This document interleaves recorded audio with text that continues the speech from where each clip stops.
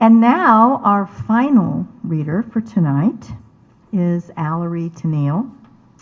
Alarie serves on the Emeritus Board of the Writers' Place.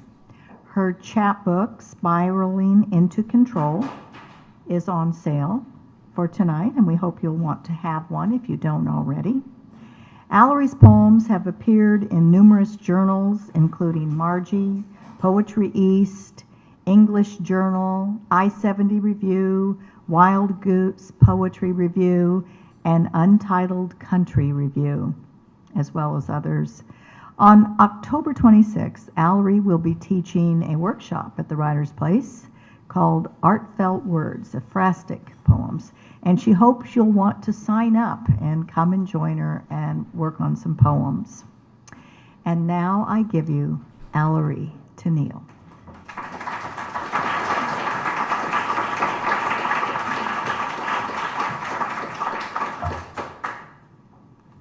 Hello.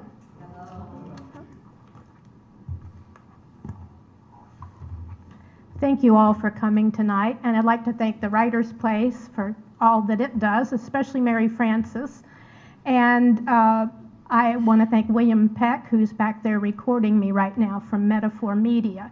So I'm going to be sharing a lot of new work tonight for those of you who've come to hear me before. But I wanted to start with something from the chapbook that's for sale back there. If you don't already have a copy, Spiraling into Control. You see the chambered nautilus on the cover. Chambered nautilus. We can't see it in ourselves, the growth spiraling outward, but we travel that way through time, turning our backs on the past until we come full circle, able to face what we once were without touching it. I'm having a little trouble with pollen, so if I will probably stop pretty often to take some water in hopes that I don't start croaking at you. This is a new piece. I predict. Let me read your palm, your tea leaves, your diary, the entrails of your wallet. Let me interpret your recurrent dreams, your moody silence, the loops and slant of your signature. Let me tell what I foresee in the stars, in the stock market, in your chances of crossing the street safely. I will lie, but you won't care as long as you like what I say.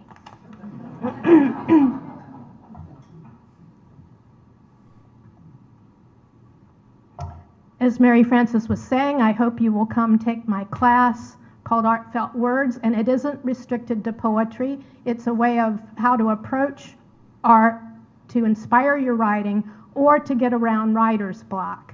So I'm not expecting anybody to write and perform a poem in the class, but I wanted to share a couple of my art poems with you now. Picassos Sister, Lola, 1899. No matter how carefully I dress, he will change me. Everything serves the art, Pablo tells me. I own nothing like this blouse, ice blue, a plaid. See how he sweeps my skirt into the tobacco background, turns me into a floating torso. Why can't he hurry? My neck throbs, and guitar music wafts through the window. I want to run to the plaza and see who is playing. And oh, the smell of paella calling to me from the kitchen. But here I sit, still. Time drags while Pablo's brush dances. In this house, we all serve Pablo the genius. Anyway, at only 18, how could he afford a real model? At least he'll make me beautiful and seductive, not like a sister. He'll make other men want me. He hides one hard-to-paint hand under a gauzy waterfall of scarf, lets loose a tendril of hair. He takes me apart, pieces me together. Now I wanted to spice things up a little bit with some nudity. I doubt you can see this very well, so I'll put it up here if you want to look at it afterwards. This is a classic sculpture on loan to the Nelson Atkins right now. It's in the main grand hallway, Kirkwood Hall. It was created in the 2nd century in red marble and beautifully restored in the 18th century. And I brought the visual so that you can see he has the legs of a man, which means he was misnamed. Fono Rosso, red fawn, he should have a goat's legs, but he's actually a satyr. Fono Rosso. Carpe diem, drink, laugh, kiss, fondle. Pleasure's too brief, eternity's too long without it. Imagine me here in a new world, unknown when I followed Dionysus. Those were the days. I roved through the vineyards, frisked after nymphs in the meadows. I had the great Hadrian's ear, or rather, he had mine, for wine is a fine relaxer of tongues. The emperor needed a friend, poor man, surrounded by ignoramuses who disdained his love of art. How gladly we shared our passion for beauty. What? You can't believe I appreciate more than carnal pleasures? You forget I play the pipes, my tool of seduction. My music soothed the emperor. Alas, I foresaw Hadrian's end, just not my own. Somehow found myself buried in rubble, dismembered, abandoned.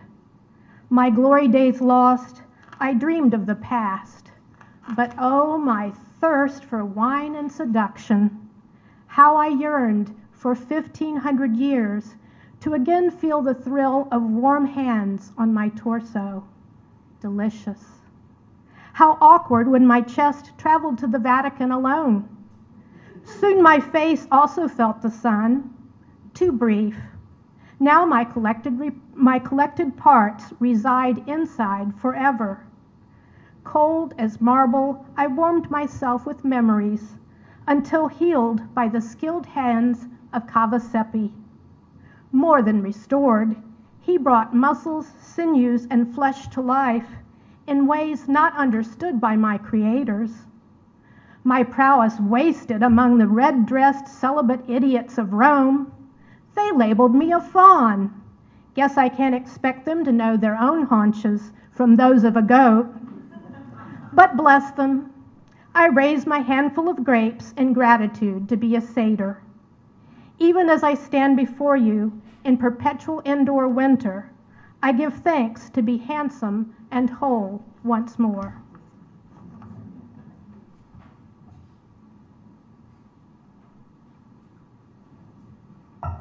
This is an art piece of a different sort about music. We were fortunate to hear Bobby McFerrin at the Kaufman Center last winter. And if you haven't heard Bobby McFerrin, I urge you to go to YouTube and listen to him. He's like a one-man orchestra. Bobby McFerrin swallows a flute, saxophone, bass, set of drums, didgeridoo, washboard, one flying blackbird, two sopranos, three cloggers, a Volkswagen full of clowns, wind chimes, castanets, Elvis, the lost chord, and tonight's audience. Now we're moving on to office supplies. Pencil in a rare interview. You might think I'd resent always being number 2, destined to do the grunt work, rough drafts, tax returns, guidelines for paint. I'm kind of like the coach of a famous opera star, that household name who used to squawk like a chicken. Others take credit for all my best work. Bless the writers who type my words and pass them off as their own. I'm used to that. Accept it. What you don't see is that being a pencil has its own rewards. I'm needed. Besides, I value my privacy. Paparazzi never look my way. Why would they? I admit I'm not much to look at. worn down like a candle burned from both ends. A rosy-headed monk in a black tonsure. What does that tell you? I make mistakes. I'm forgiven. Paper clips gone bad. Lights out in the office, the paper clips ease themselves loose. Let go of the paperwork.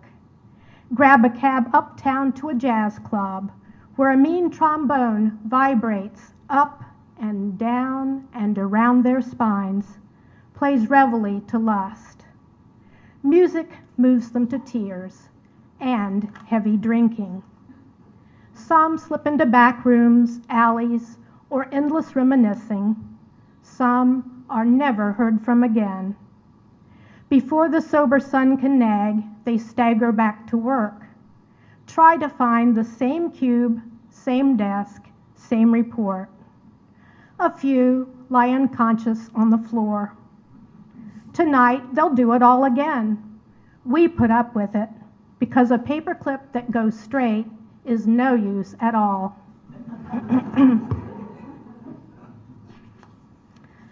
Favorite doll. I wouldn't let Mama return her. I love you just the way you are, I whisper to Amanda. Tucked into bed beside me, covers up to her chin. You can't tell her feet and hands point backwards. She can do push-ups in her sleep. At tea parties, she sits looking like a werewolf in a gauzy dress. Sometimes I brush my hair over my face to look like her. You're an odd child, says Mama. Amanda takes after me. This is a different kind of dolly, D-A-L-I. Dolly's clocks. Scientists have cut time into tiny equal ticks, but we all know it is fluid, dripping ever so slowly, an IV refusing to kill pain or worry, sweeping us away, a tidal wave, any time we're on the beach of contentment, reluctant to gather up our things and head back to our car.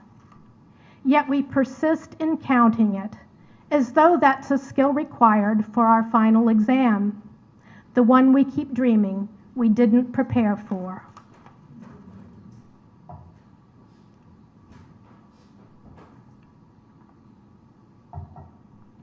I don't like winter. In fact, my husband says that should be the name of one of my books. So I find in January my thoughts and my poetry kind of get a little dark, but my muse must like that because these things come to me out of who knows where. The night the new dive opened. No cover charge. Nobody asked why. Just pushed inside before the bouncer could change his mind. One man on banjo, figured him to be the singer. The guy on guitar puffed on a cig like he could double on trumpet. The bass player hung his head and swung it, no, no, no, in a way that means, oh yeah, baby. That stuff they played made sitting still a sin. It wasn't until our eyes found their way around the shadows that we noticed Death in the back corner, jangling the tambourine. Then spring comes along and I get light again. Darby watches you wash the car, 3 years after adoption. Moo, he says at the closed window. Moo, moo, moo, like a miniature cow singing soprano. What does car washing mean to a cat? He sees your front end swallowed by the Prius. If he were frightened, he'd growl, yowl, or pound on the glass. Maybe he thinks you're petting the car. He won't call loud enough for you to hear him. Thinks his love for you is still a secret.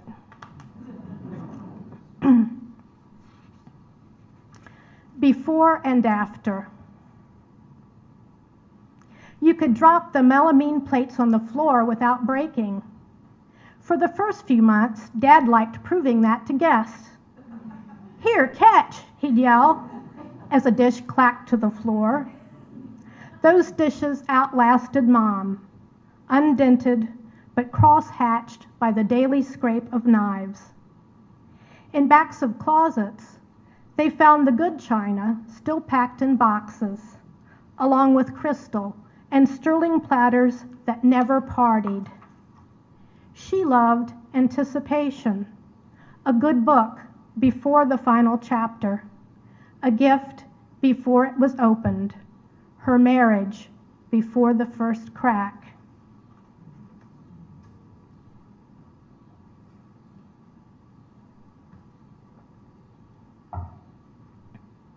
As you might guess from the chambered nautilus, I grew up on the coast and really miss the ocean.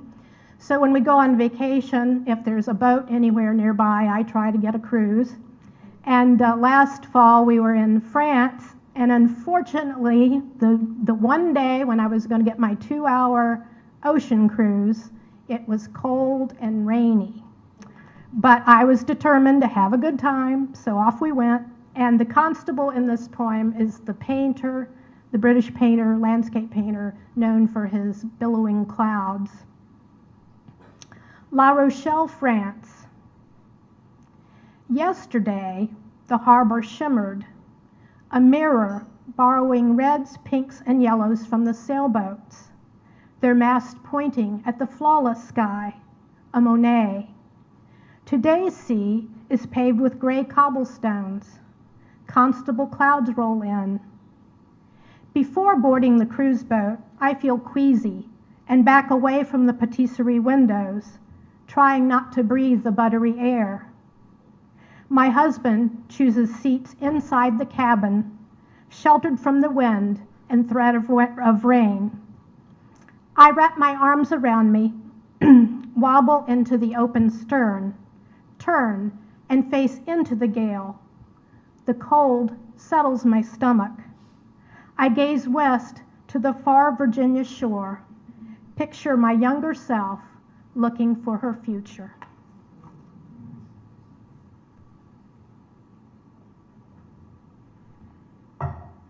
This hasn't much felt like August, for which I'm very grateful, but I wanted to share an August poem, and this was one of my earliest poems that John Mark Eberhardt printed in the Kansas City Star.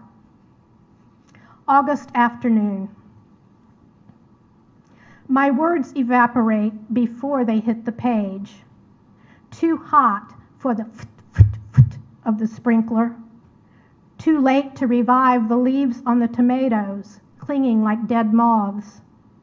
No bird song, no children playing. The sun has bleached out all noise except crickets and air conditioners, sawing away together at the thick air, humming me to sleep. 2 poems to go. Like many of you in this audience, I'm deeply indebted to John Mark Eberhardt and all he did to encourage local writers to publish us. He wrote a blurb for my chapbook, and he's left a great hole in the community. So this poem is dedicated to him. Parade of the Dead. Another good man lost to cancer. He joins their line as the dead, my dead, parade by. Goodbye, goodbye, goodbye again. He smiles just enough to show his dimples. The others walk slowly, letting him set the pace. I remember happier parades, sitting on Daddy's shoulders to see. Now tears and time blur the passing faces, yet I know them even by their shadows. The details of departure, AIDS, murder, heart attack, as clear as when they left me. The procession shuffles away, eyes fixed on the path. The dead give a slight nod as they pass, acknowledging they remember me too.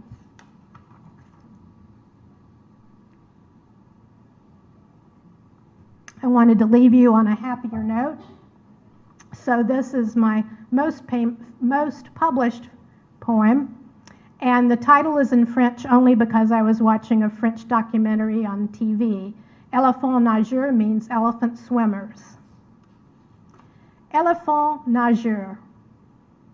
The cameraman shoots up at the feet of elephants swimming by. On their faces, joy and surprise that the burden of gravity has been lifted.